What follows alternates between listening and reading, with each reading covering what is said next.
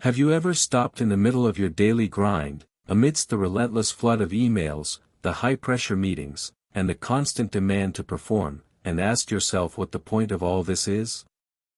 That question has haunted humanity for centuries, but the way you answer it determines whether you end up paralyzed by anxiety, stuck in a cycle of poverty, or whether you become wealthy, powerful, and unstoppable.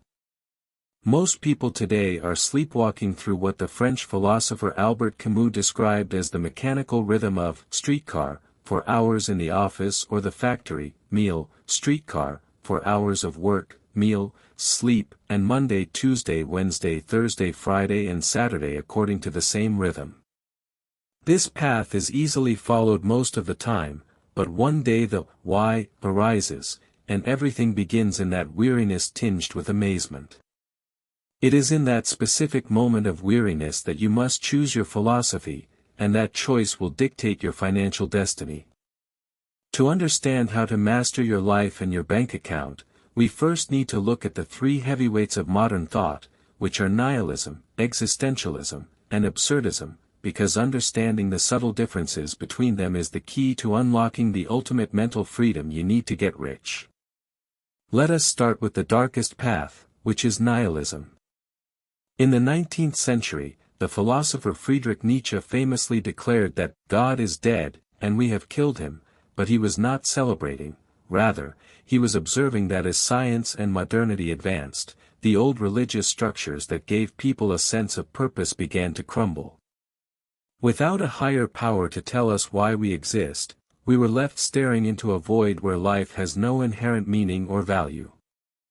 Nihilism suggests that because the universe was not made for us, nothing we do matters, which creates a vacuum that can lead to deep depression, chaos, and a total lack of motivation. For a person trying to build wealth, nihilism is a massive trap because, if you believe nothing matters, you have no fuel to build a business, save money, or hustle, especially when you realize that all empires eventually turn to dust. The nihilist looks at the struggle of the market, the stress of the startup, or the discipline required to invest, and simply says, "Why bother?" And this resignation is the death of ambition. Next, we have existentialism, which arose largely as a response to this crisis of meaning through thinkers like Jean-Paul Sartre and Soren Kierkegaard. Their core idea is that existence precedes essence, which is a fancy way of saying that you are born first, and you have no pre-written script, soul, or purpose, so it is entirely up to you to define your own nature through your choices. To understand this, think of a paper knife or a hammer. These objects were designed by a craftsman who knew their purpose before they were physically made, so their essence came before their existence. Humans are different because there is no creator who gave us a purpose beforehand, so we exist first, and then we must invent our purpose through our actions. Sartre famously said we are condemned to be free, which sounds empowering but carries a terrifying weight because, if you are solely responsible for creating your own meaning, then every failure is entirely your fault. This philosophy creates immense anxiety, or what existentialists call angst, because you are constantly worried if you are making the right choice to validate your existence. In the world of business, this can paralyze you with perfectionism and the heavy burden of feeling that your net worth defines your soul, leading you to believe that every lost deal is a condemnation of your entire being. Then, there is Albert Camus and the philosophy of absurdism, which is the secret weapon you need to manifest wealth because it rejects both the despair of nihilism and the crushing anxiety of existentialism. Camus defined the absurd as the confrontation between the deep human need for meaning, order, and clarity, and the unreasonable silence of a universe that offers no answers. We desperately want the world to make sense, to tell us that if we work hard we will be rich, or that there is a destiny waiting for us, but the universe is indifferent and silent. Most people try to escape this uncomfortable silence through what Camus called philosophical suicide, which is adopting a belief system, or religion, or a false hope that promises ultimate meaning to avoid the discomfort of reality. They might hope for a lucky break, believe that the universe will provide without work, or settle for a safe job they hate because they hope it will pay off in a retirement 40 years from now. However, Camus proposed a braver option, which is to accept that life is meaningless and the universe is indifferent, and then choose to live with passion, rebellion, and intensity anyway.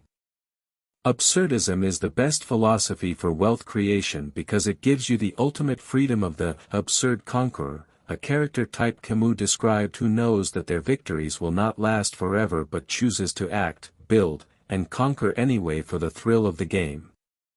When you realize the universe does not care about you and there is no pre-written destiny you have to follow, you unlock the "so what" attitude that is essential for taking the massive risks required to get rich.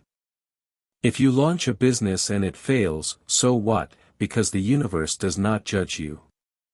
If you chase a big deal and lose it, who cares, because in a meaningless universe failure is not a moral judgment on your worth, it is just an event in a chaotic world. This mindset removes the paralyzing fear of judgment and failure that keeps most people poor because they are too afraid to deviate from the herd mentality or disappoint society's expectations. By accepting that the game is rigged and meaningless, you become free to play it aggressively and fearlessly, treating business not as a test of your soul, but as a playground for your own creation.